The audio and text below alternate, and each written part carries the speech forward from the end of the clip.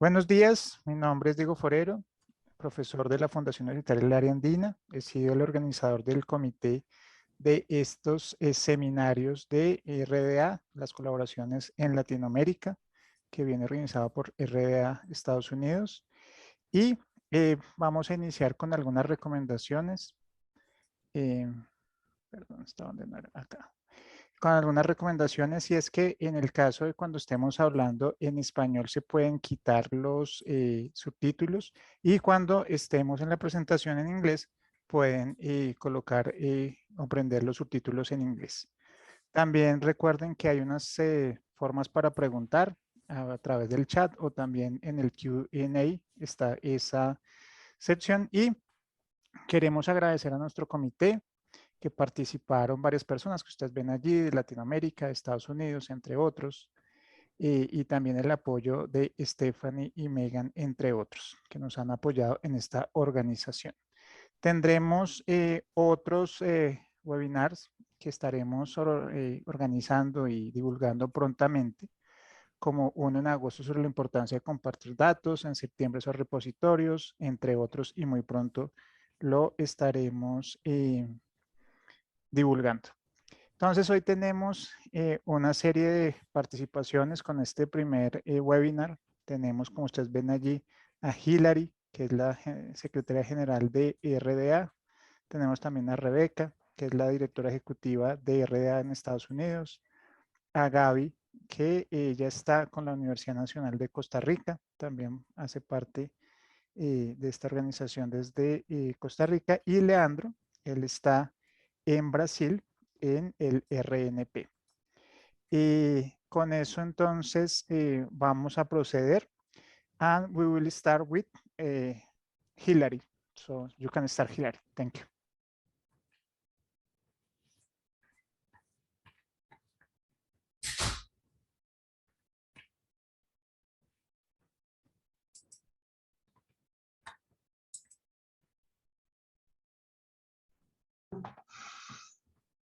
Okay.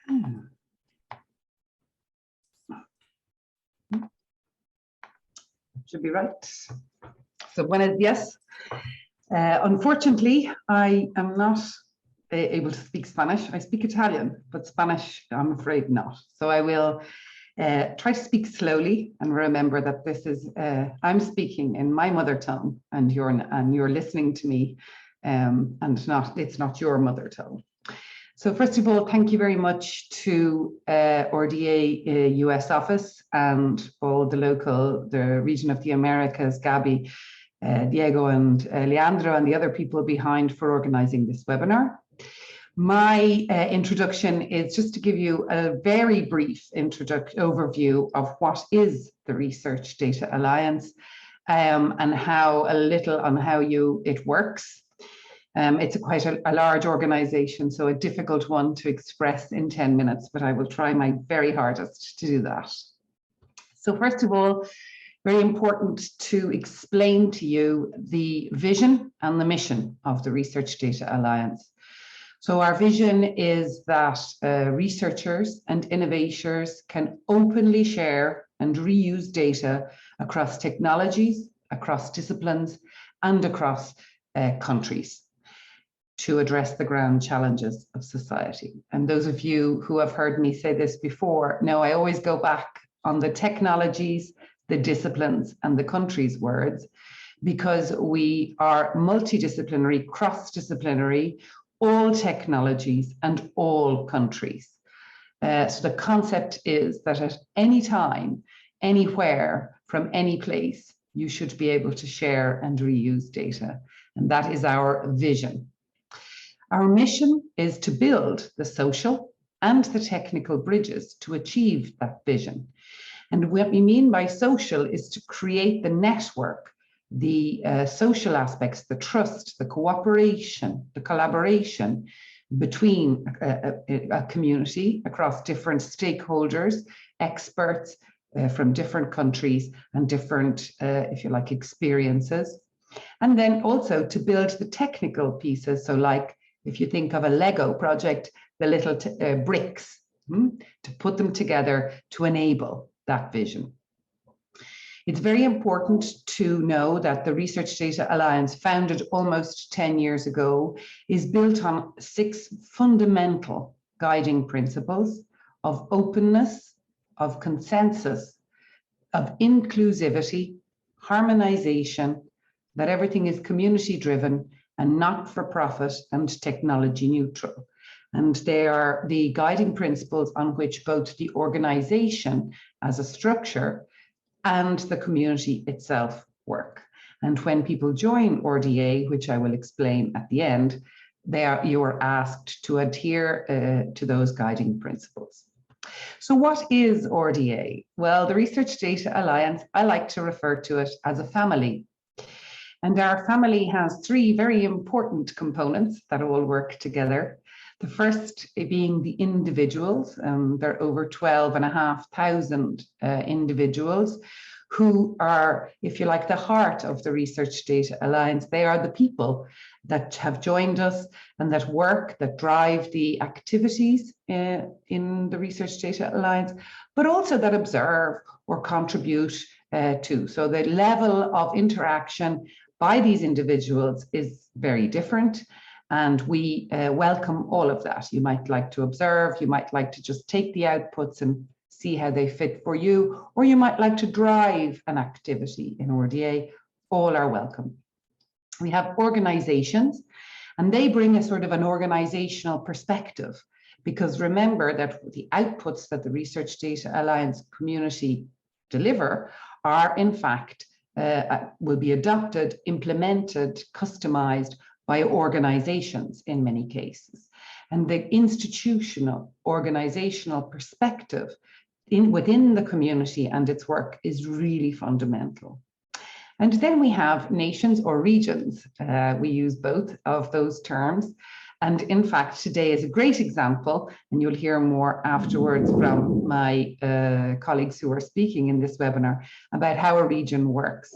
But why are they important in our family? Because they bring the localization. They have the connection with people like yourselves on the ground who are working. There's a huge linguistic and cultural perspective to the regional part of our family, of course, and also important that we can learn from the regions what's happening in the country or in the nation or in the region, and then they can take back what is going on in globally. So it's a two-way, if you like, collaboration and fundamental. So we're very proud to have regions as part of our family. So how does this family, if you like, or more than anything, the individuals, how do they work? We have 3 main mechanisms. We have working groups, which are very focused activities. They usually run from between 12 to 18 months. They have a very specific output or a recommendation that will be delivered at the end of that time. And they develop things from policies and practices and tools and things. And they have if you like, a very clear mandate in terms of a case study. At the moment, we've about 37 active working groups running. Then we have interest groups. They are a broader, if you like to think, area. So they're focusing on perhaps a different aspect of data sharing and reuse, but it's not as specific and it's not so definitive what the output of that might be. Nonetheless, the discussions and the activities within the interest groups are really, really valid and really important. And in many times, the output of a work of an interest group could actually be a very focused piece of work within that specific area. So if I give you the example of, let's talk about the life sciences, it's the first one that comes to mind, interest group, then a spin-off of that could be a more bioinformatics working group looking on a specific piece of work. They also, though, the interest groups, they last as long as they are active and the work is going on. And there are about 56 of them running at the moment. And they have some very important outputs around guidelines and best practices as well. And then we have a new addition to our heart, if you like, or our family in terms of working methods, which is the communities of practice. They were launched the year before last. We have one on agricultural data. At the moment, they focus on a discipline or a domain-specific area. And you could think of them as like much larger interest groups where there's a lot more coordination and engagement in terms of internal and external activities. Internally, in the sense that they look into RDA to see are there other solutions available or activities being worked on that can help that particular community of practice with their data challenges, but externally as well to speak with their non-data professional colleagues in that particular domain. We have many, RDA is multidisciplinary, multi-focused, as I said at the beginning, technologies, disciplines, countries. So it's very hard to give you and say we work on the FAIR agenda or we work on policy issues, or there are many, many, many different areas where RDA works on. And that is one of the uniquenesses of this bottom-up community-driven organization, that it is indeed the community, the individuals who come together to form those groups, working groups, interest groups, and to bring the work forward. And RDA as an organization facilitates and celebrates and promotes that activity. In terms of outcomes, it's always useful to tell you a little bit and then I'll wrap up. What are the outcomes? They can be technical and social infrastructure, clearly because they blend with our mission that have been developed by the groups. And they are important in solving problems and to be adopted, if you like, in infrastructure environments or by organizations or in projects, yes? Our recommendations, which come from the working groups, follow exactly the standards process. RDA was set up, its process in which the working groups and the organization indeed at work are in fact modeled on the Internet Engineering Task Force, IETF. And so our recommendations are quasi-standards. They are our official endorsed results of RDA. They go out for community review. They have gone through a formal process of review and checked by our technical advisory board and many different processes, yes? And they need to meet specific criteria. And this is to, if you like, help the community to feel confident in the outputs and the quality of the outputs. The outputs in terms of the interest groups are from, also working groups indeed could produce them, but they do have a community review, but they're not less like standards, if you like, but equally important guidelines, practices, cookbooks, things like that, handbooks that are, and they're all available on Zenodo and you can link to them there. So if you're interested then and you're not a member of RDA, how can you as an individual join up? Well, you go to the homepage and you see on the bar there, you click on registration, you fill in your details, and of course then you adhere to our guiding principles and our code of conduct, and then you become an individual member. There are some time in which we need to approve you, 24 to 48 hours. We work in different time zones in the Research Data Alliance, but that's to avoid spam. And then you can access all the content, which, by the way, is freely available, even if you're not joined up. But if you wish to take part in a group or to sign up to a regional activity or to subscribe to our newsletter, you should be a member. And so we strongly advise that you do that.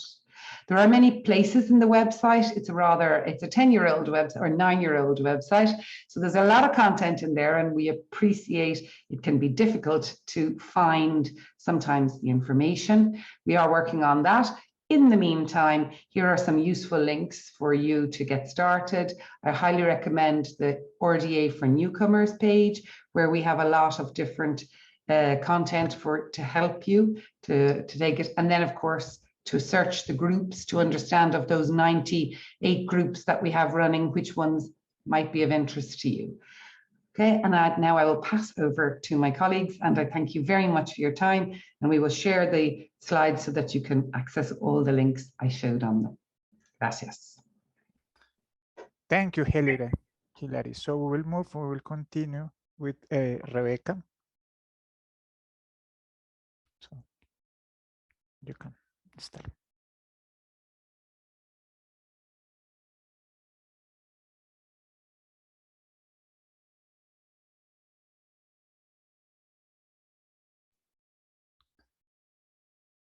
Rebecca, I think that you can start with your presentation, sharing, or...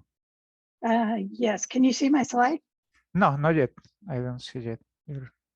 Okay, just a moment. Now can you see it? Yes, we can see. Okay. Hola. Let me go back one. What I'm going to talk to you about is how the regions support RDA. And the things that I will cover are why are there regions, the types of regions, and then one of the questions that we are asked very often for RDA US is how to get involved. And Hillary started us down that path, and I want to take you a little bit farther. So the purpose of the regions is to develop strong partnerships with regional members so that RDA can continue to be sustainable and successful. And you can look at the regions and global RDA as two halves of one whole. Like Hillary said, the regions help RDA reach out to local memberships, and RDA gives regions an international forum voice, as well as all the access to the outputs and recommendations that are produced. So there are 4 types of regions. If you think of this as a way to move through in becoming the last one, a contributing region, but you can stop anywhere along the way. But the very beginning is an interested region. And these are places, either a nation or a region that is interested in joining RDA, but they don't have a memo of understanding or a partnership agreement in place, and there isn't a dedicated web space for them. But moving on, a region or a nation becomes an engaged region. And once they become engaged, then there is web space for the regional national group. But as yet, they won't have a memo of understanding or a partnership agreement in place.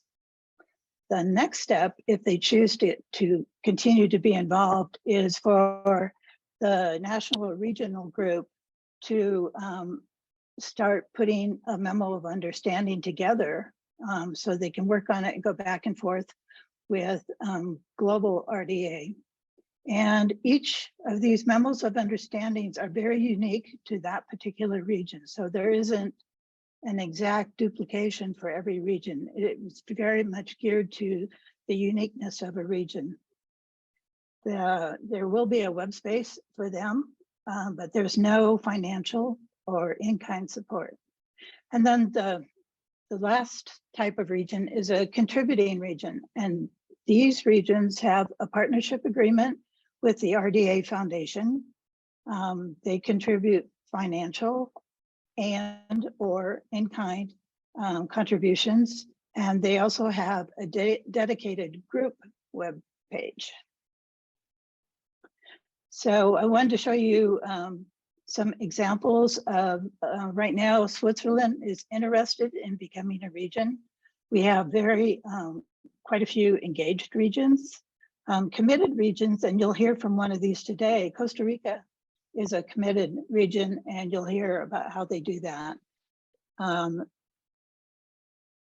There are 4 partner organizations right now, and these are Australia, Europe, France, and the United States. So that means that these particular regions or countries or nations, it can be a combination or a particular one region. They provide financial and or in-kind support. So as Hillary said, there's lots of different ways to be involved in RDA. You can become, as an individual, you can become a member. You could join an existing group, or you can start a new group. So this is just like Hillary said. If you're not a member, the first step is to become a member, and you can do that by clicking on the registration page and filling out the forms. Then probably the next step that you want to do is to look at the groups part of the website. And I filled out to the right, I'm showing all the different things that you can do with groups. There's a listing, oops.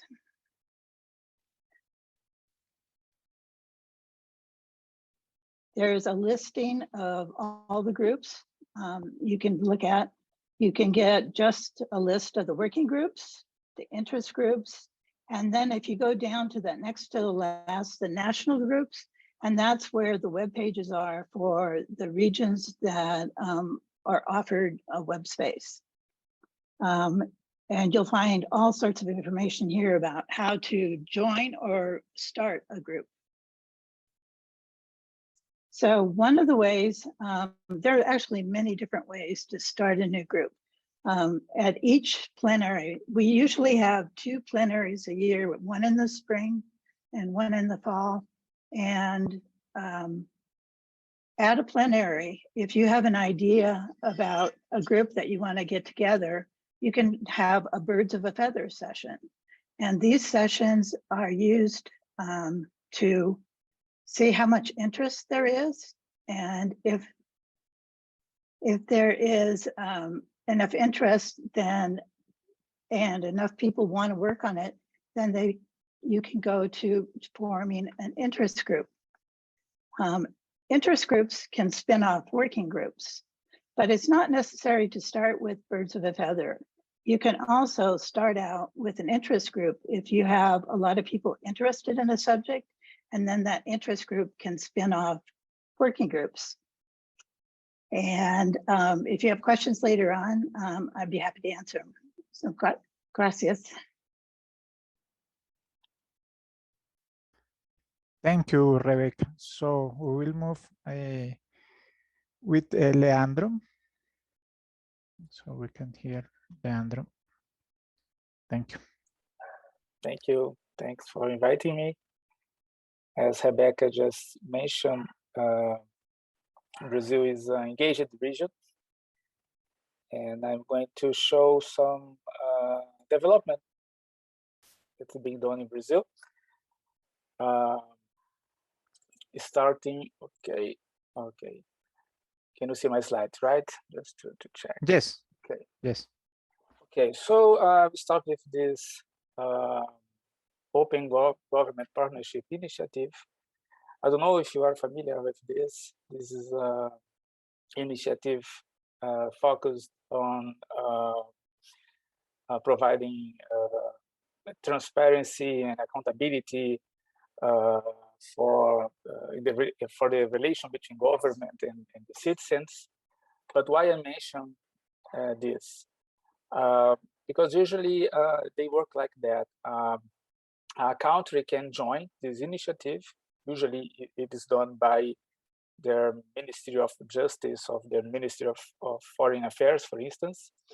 And each country has to, let's say, to propose a national action plan. And this plan lasts for 2 years. And one thing that was very relevant for our community was that people who proposed the Brazilian National Plan in 2018, they included an action related to promote open science actions in Brazil. And this was a game change because since then, this plan started to have this thematic included, and it helped to mobilize lots of institutions around this topic of open science open science. So this was an important seed to give give a boost to our community, and also this is the current composition of the chairs of the Brazilian group. They are all comes from this initiative in the past. So it was very helpful to get traction in the past and to put people together to discuss. Also, there is this other initiative aiming at promoting the FAIR principles, and that is this branch, the Brazilian branch, also subdivided in topics like to discuss the FAIR principles in health data or biodiversity, agriculture, for instance. So there is a group of people also engaged in this initiative. I may also cite this RDP group. Translation is a network of research data. It started as a working group founded by RDP in 2017, and this group is well known at national level. Is now assisting institutions to deploy their own repositories, and they are also contributing to the Dataverse consortium by translating the Brazilian version of Dataverse. Better to rephrase that. To provide the Dataverse Portuguese translation. Okay.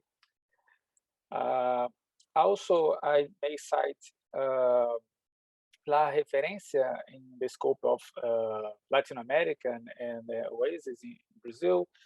La Referencia is a network of repositories at Latin America level, but let's say publications, articles, repositories.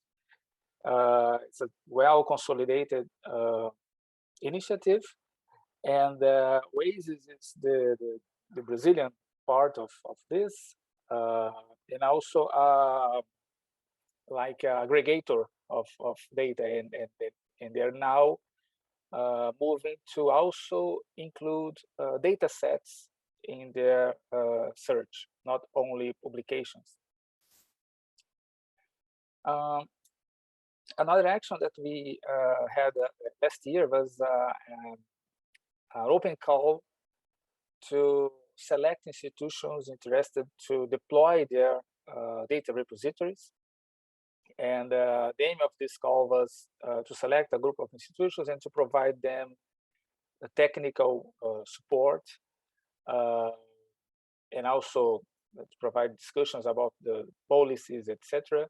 And we call this as a call for incubation of repositories. It was a very successful use case that was run by RDP, EBICT, and CNPq.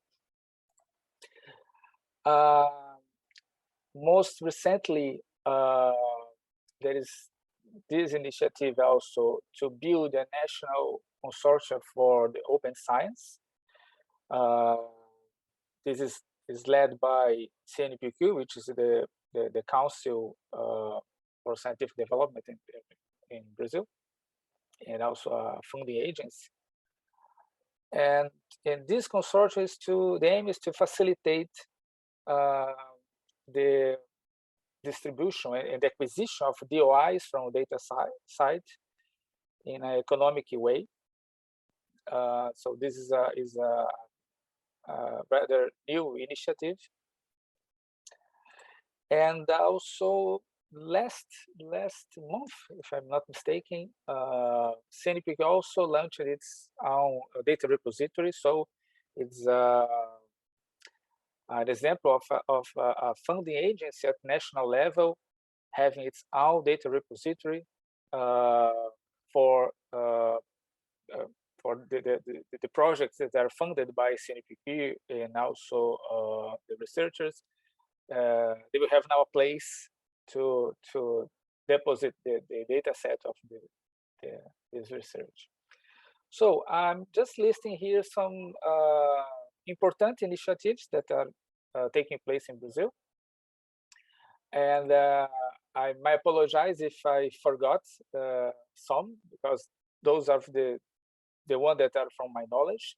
And what I would like to stress here is the RDA group is a meeting point, okay?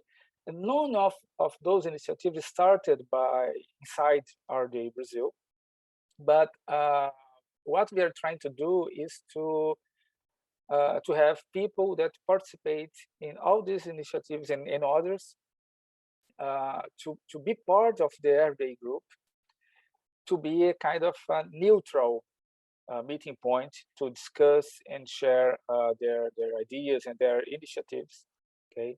And also, obviously, this is also a meeting point for individual researchers that participate in some of the several RDA groups, okay?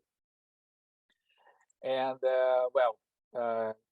and I let here the invitation to join us. Here in at the bottom is the URL, and just remember to register first in the RDA page, as Rebecca and Hillary mentioned, before joining the group. That's it. Thank you. Thank you, Leandro. So we can move with Gaby. Yeah, puedes iniciar.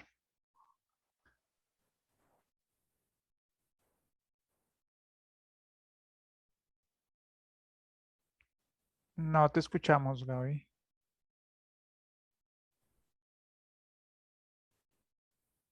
No te escuchamos. I can speak. Ahora sí te escuchamos. I need to, okay, let me see. Bueno, buenos días, mucho gusto. Mi nombre es Gabriela Pino y yo lo que quisiera es presentarles la experiencia de la universidad en la cual yo trabajo, la Universidad Nacional, en este recorrido junto con la RDA para conformar el nodo Costa Rica. Fundamentalmente, una de las razones por las cuales nos gusta en este tipo de webinarios presentar el caso de Costa Rica es porque Costa Rica, siendo un país pequeño, está en la RDA y participa activamente en muchas de sus actividades. Entonces es un poco para mostrar el camino por el cual podemos llegar a incorporarnos. Es un camino de conformación de relaciones en realidad, ¿verdad? Desde una búsqueda muy particular de la Universidad Nacional con respecto a la práctica de la ciencia abierta, que en ese momento era relativamente nueva como gran concepto y como construcción de práctica, hacia la construcción de relaciones al interior de las universidades públicas de Costa Rica, del país y del involucramiento con el continente. En todo este tiempo, la RDA estuvo acompañándonos. Es muy importante el que se tenga en cuenta que la RDA es una organización, como lo dijo Hillary, muy abierta, muy flexible, con una gran capacidad para entender cada una de las circunstancias desde las cuales participamos, sea individualmente o como país o como organización o como instancia.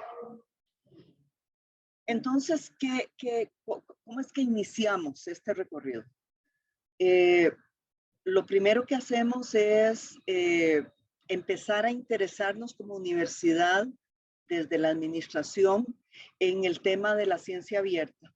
Y a raíz de esto empezamos a involucrarnos primero que nada en una escuela de datos que Codata, que es una escuela de datos desde la RDA, participamos varios académicos de la vicerrectoría de investigación, que es la que empezó a darle más forma a este impulso en la Universidad de la Ciencia Abierta.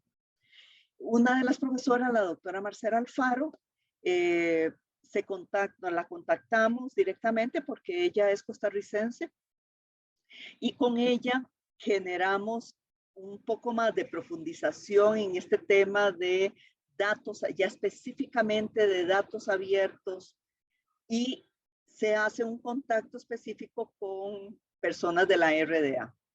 Coincide ese momento con la necesidad que tenía RDA de Norteamérica de organizar una plenaria, la segunda plenaria del 2020, y querían hacerla fuera del continente norteamericano. Entonces, empezamos a acercarnos para ver la posibilidad de hacer esa plenaria en Costa Rica. Se hace una propuesta que es aceptada por la RDA en general, y entonces se decide que la 16ª plenaria, que era en noviembre del 2020, se hiciera en Costa Rica. Esto pasa entonces con el involucramiento del área de investigación del CONARE. El CONARE es el Consejo Superior de Educación Superior, que está donde están todas las universidades públicas de Costa Rica, coinciden en un sistema para generar acciones conjuntas. Y se involucra también una subcomisión de conocimiento abierto de este CONARE. Entonces, la plenaria desgraciadamente coincide con el año de la pandemia, por lo tanto se tiene que hacer virtualmente, pero sí se hizo, y se hizo con el nombre de Costa Rica como organizador. Luego se participa en la formulación de un borrador. Ahí ya se ve la necesidad y las posibilidades de que Costa Rica participe en la RDA, y se formula un borrador de una carta de entendimiento, ¿verdad? De un memorándum de entendimiento entre Costa Rica y la RDA. ¿Qué es lo que pasa en ese contexto con respecto a la Universidad Nacional? Participó en todos esos procesos. De hecho, si la plenaria se hubiera hecho en Costa Rica, una parte de las actividades se hubieran realizado en la Universidad Nacional. El contexto actual, ¿cuál es? Bueno, estamos participando como universidad dentro de un nodo Costa Rica que tiene un memorándum de entendimiento firmado, donde CONARE es el coordinador de la subcomisión de conocimiento abierto del CONARE, es la coordinadora de ese memorándum de entendimiento. La UNA forma además parte de esta organización internacional que todos ustedes deben de conocer y que ahora Leandro comentó, que es la referencia, y hay una relación estrecha entre la referencia y la RDA, pues firmaron un memorándum recientemente de entendimiento. Y además de eso, como dijo Leandro y como dijo Rebeca, lo que hicimos fue, en lugar de tener varias regiones en el continente americano, generamos la región latinoamericana, la región de las Américas. Y entonces, en ese contexto, ¿qué es lo que hemos logrado avanzar? Hemos formado a 70 funcionarios con capacidades en Data Stewardship, que ya han hecho varios avances con respecto a eso. Se adaptó el currículum de esas CODATA, de las escuelas de datos, para el contexto de la UNA, y ya hemos realizado 2. Todo esto ha sido con colaboración con la RDA. Se desarrolló un plan de gestión de datos adaptado para la Universidad Nacional en base a recomendaciones que nos dieron en el equipo de la RDA. Se participa en actividades como la presente, ¿verdad? En el continente, y se participa en diferentes grupos de trabajo, tanto, ¿verdad? En los diferentes tipos de grupos de trabajo de la RDA, tal cual los mencionó ahora Hilary, y se participa en las plenarias. Esperamos participar también en la próxima plenaria de celebración de los 10 años. Si tienen preguntas, con mucho gusto, en la presentación que les va a llegar están los datos de Andrea Mora y míos, que somos las personas de la UNA de la RDA, y como verán en la presentación también están las personas que coordinan el Nodo Costa Rica y del área de investigación del CONAR. Muchísimas gracias. Thank you, Gaby. Muchas gracias, Gaby. So, now we have time for the questions. We have 10 minutes. Tenemos 10 minutos para preguntas. You can write your question in the chat or in the Q&A section. Pueden escribir sus preguntas en el chat o también en la sección de preguntas de Q&A. En este momento no hay preguntas. So, I will start with a question for Leandro. Before we receive another question, my question is, what is or what has been the main challenge for the implementation of open science in Brazil? What is your opinion on that? Thank you. Okay. One of the we had like a clean slate here in Brazil to work on. So that working plan was divided in several sub-actions. Some of them was things to build a common vocabulary, to understand the terms, up to make a draft of how can I say, a policy, a national policy to support open science, and it was done in conjunction with the Ministry of Science and Technology. So it was established a working group to work together with the Ministry of Science and Technology to draft this policy at the national level, and it was like a proposal for a decree, and it's currently under evaluation inside the ministry. But there's a lot of sub actions. How can I say, deliverables, results of this working group, and I can they are open here. I can publish here a wiki page when everyone can check what was produced. But that was only that's, as I mentioned, the seed to start the discussion. Now there is a lot of development to build a federation of research data repositories at the national level, and I think this is currently one of the main outcomes. Thank you, Leandro. I am looking for, I don't see additional questions, so I think that I have a question for Gaby. Gaby, mi pregunta es similar a la anterior en Brasil. En el caso de Costa Rica, ¿cuál ha sido ese principal reto para la implementación de la ciencia abierta en la experiencia que tú tienes allí? Gracias. Gracias, Diego. Yo creo que el mayor reto, yo diría que hay un reto inicial, y es el de sensibilizar a las personas investigadoras alrededor de cuál es la importancia de la ciencia abierta y inclusive cómo esto se traduce en la importancia de poner atención al acceso abierto y a los datos abiertos.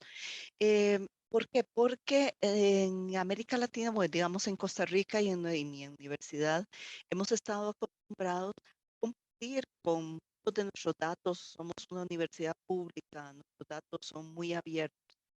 Pero la ciencia abierta no solamente implica esta conciencia de la necesidad de compartir nuestros resultados desde las investigaciones, sino también el que tengo que pensar cómo compartirlo, para que otras personas y otros investigadores, población en general, entienda mis resultados, entienda mis datos, pueda transcribirlos, pueda reutilizarlos. Y todo esto implica toda una estructuración de la práctica universitaria alrededor de los principios de la ciencia abierta. Y pasa lo mismo con los datos. Los datos hasta ahora se han quedado en nuestras computadoras. Entonces, tenemos nuestros resultados y todas nuestras bases de datos y todas nuestras informaciones, estadísticas y de todo se quedan en las computadoras. Actualmente hay una tendencia hacia no solamente compartirlo voluntariamente, sino a exigir el que se comparta.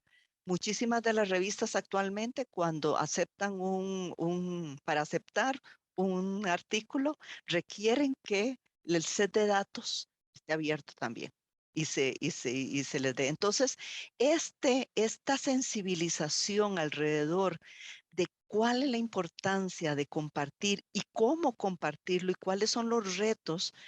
Una de las cosas que la RDA aporta es precisamente esta homologación de lenguajes, de estándares.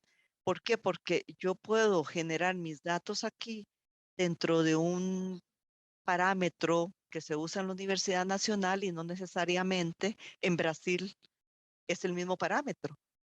Entonces, lo que vamos a tener es que Leandro le va a interesar mis datos, pero no va a poder utilizarlos. Tenemos que tener estándares, tenemos que tener plataformas similares que nos permitan eso. Y la RDA en eso es que nos ha ayudado muchísimo. Thank you, Gaby, for that answer. I think that I don't see additional question in the Q&A or in the chat. So I think that we'll move, and I will now introduce Stephanie, Director of Community Development and RDA US, to close the webinar. Y llamamos entonces a Stephanie para proceder al cierre. Stephanie.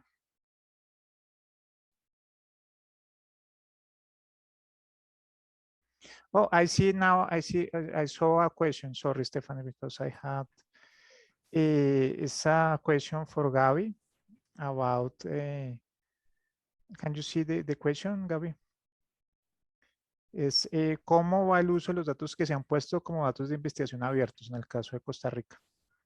Y bueno, le puedo contestar en el caso de la Universidad Nacional. En el caso de la Universidad Nacional hemos implementado dentro de la infraestructura para ciencia abierta un dataverse, ¿verdad? Entonces sí tenemos ahora en el repositorio la posibilidad de que los datos de investigación empiecen a subirse. Por ahora ha sido voluntario. Una de las grandes recomendaciones de la práctica de la ciencia abierta es que su implementación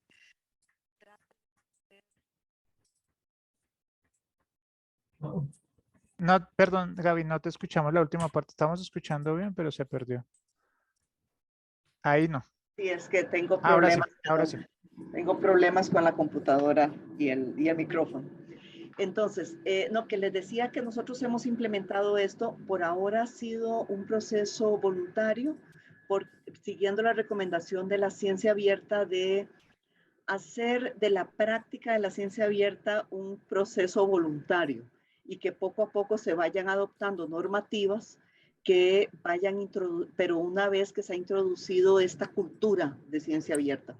Entonces, por ahora, pero posiblemente ya a partir del año entrante, empezamos a exigir que en los informes finales se suba tanto los resultados en el repositorio como los datos, porque ya tenemos implementado este plan de gestión de datos. Entonces, los planes de gestión de datos irían al repositorio de datos y asimismo, una vez que termine el proyecto, los datos se implementarían dentro de eso. Por ahora, en cuanto a las otras universidades, todavía es irregular. Hay universidades que han avanzado más, hay universidades que han avanzado un poco menos, porque es muy nuevo. Y uno de los asuntos que requiere este tipo de repositorios es infraestructura, es capacidad para almacenar los datos, ¿verdad? Entonces, hay universidades que lo usan, de hecho, inclusive con Senodo, ¿verdad? Que es del CERN y que es muy ilimitado en cuanto a capacidad. Nosotros lo estamos tratando de hacer con un repositorio nuestro. No sé si eso contesta más o menos. Gracias, Gaby. También tenemos otra pregunta por el chat. Creo que estamos bien de tiempo. Sí. So we have time for the additional question. También para ti, para Gabriela. Si tu universidad, la nacional, cuenta con una política en ciencia y arte específica, y si también podrías comentar cuáles fueron las mayores dificultades para generar esa política de ciencia abierta. Es una pregunta por el chat. Sí, nosotros tenemos, no tenemos una política específica en ciencia abierta. Tenemos dos políticas sobre las cuales nos hemos apoyado para implementar estas acciones de ciencia abierta. Una es una política con respecto a los datos informáticos, a los datos que se procesan desde digitales, ¿verdad? Entonces hay una política de protección ahí y hay una política de apertura hacia los resultados. Es decir, nosotros tenemos que publicar, todas nuestras revistas, digamos, tienen que ser abiertas, ¿verdad? Desde los principios de ciencia abierta. Y además de eso, la publicación se pide que sea lo más posible en acceso abierto. Entonces, con estas dos políticas, lo que hemos logrado es apoyarnos hacia una política de ciencia abierta. Lo que queremos hacer ahora es más bien como una recopilación para hacer una política sola, que nos cubra, porque son de diferentes años estas políticas. Entonces, no necesariamente la primera tiene todos los principios de ciencia abierta que son más recientes que esta otra política, que es la de datos digitales. Entonces, tenemos que hacer una recolección de todo, pero eso es un poco más difícil en la universidad. La tramitología en la universidad no es tan fácil. Entonces, pero por ahora nos ha cubierto bien, especialmente, digamos, para las revistas que tienen que ser de acceso abierto, nos ha cubierto muchísimo para mucha de la práctica de ciencia abierta. Gracias, Gaby. So we have an additional question in the chat. I think that's about the recommendation for the elaboration of the data management plan, about having a in-house format or using an additional platform. I don't know who maybe answered that question that is in the chat. Maybe Gaby, Leandro, or Rebecca, or Hilary, about the recommendation for... Sí. Sí, Si quieres, empiezo yo. Sí, sí, Gaby. Sí, bueno, como para dar de nuevo la experiencia de la Universidad Nacional. Creo que ahí hay un reto que nosotros nos enfrentamos. Nosotros sacamos efectivamente, nuestra primera herramienta fue el DMT. Lo tradujimos, lo adaptamos. Básicamente toda la propuesta de ellos. Y lo que nos dimos cuenta con una validación que hicimos con investigadoras e investigadores es que primero teníamos que hacer un proceso de sensibilización sobre la importancia de recopilar y de detallar todos estos elementos, porque el TMT Voice tiene como 12 ítems, ¿verdad? Y hay que desarrollar varias cosas. Entonces, claro, cuando uno le dice a una persona que además de hacer su formulación y además de hacer todo lo que tiene que hacer para que sea evaluada, tiene además de eso que hacer un plan de gestión de datos, de repente no les gusta. Entonces, sí, nosotros lo que hicimos fue reducirlo. Estamos ahora incorporándolo como obligatorio y estamos incorporando, creo que son 8 puntos. 7 puntos. Fundimos algunos, hicimos preguntas más sencillas. En la formulación, en la parte metodológica, estamos exigiendo que se ponga esa parte. Y estamos abriendo el otro, el más extenso, para todas las personas que manejan más cantidad de datos y que si quieran hacer un plan de gestión de datos completo. No sé si Leandro tiene alguna experiencia en eso o Rebeca. What I know is some institutions, they are making some agreement with that TMP tool online to adapt their templates and asking their researchers to use that online tool. Thank you, Leandro. And there is an additional question in the Q&A. I think that that topic will be covered in a next webinar about the international standards of data. So I think that we can move with Stephanie. Stephanie, for the closing of the webinar. Yes. Thank you. Let me share my screen.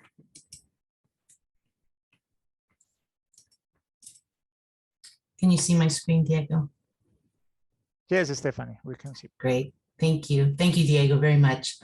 On behalf of the RDA US, the host of today's webinar and this webinar series, please help me thank those that helped organize this webinar and the series. From our team at RDA US, Megan Underwood for her coordination and technical support, Yolanda Malika for the leading communications and outreach for the committee. For the webinar. I also want to thank the steering committee for all the support needed to get this thing rolling. And then, of course, the presenters today, a big thanks for a wonderful webinar, Diego, Rebecca, Hillary, Leandro, Gabby. Just a couple of things I wanted to bring to your attention. We do have another webinar series hosted by the RDA US, and it includes outputs of working groups that have been working together for the last 18 months. And September will be the Cure Fair Working Group. October will be the Research Metadata Schemas Working Group. And November will be the DMP Common Standard Working Group. And this is a global RDA webinar, so they'll be in English. And we do sometimes have interpreters for Spanish and French, so watch for those. You can find those on the RDA webinar page. We do have also a podcast series for new working groups, and that, for those of you who are not familiar with RDA, it's the co-chairs of those working groups talking about what it's like to start working groups and interest groups. And we have 2 published to date. And we have one that's going to be published in July, Data Granularity Work Group. Sensitive Data Interest Group will be in August, and the National PID Strategies Working Group will be in September. And you can find those at the rdaalliance.org podcast. We mentioned, I think Rebecca mentioned plenaries. We have, and those are annual community get-togethers where all of the working groups and interest groups come together in 1 week or a few days. And the next one is going to be our 10th anniversary, and it will be March 21st through the 23rd in 2023. And we want to thank Chalmers University and the University of Gothenburg for hosting the next plenary. And then here are some resources that might help you get more involved. I really appreciate you all coming. It was a wonderful start for this series. Watch for the series that are coming up, the rest of the webinars over the next few months. And that's it for today. Thank you all for attending. Bye. Thank you, Stephanie. Bye-bye. Hasta luego a todos. Thank you very much. Muchas gracias. Thank you.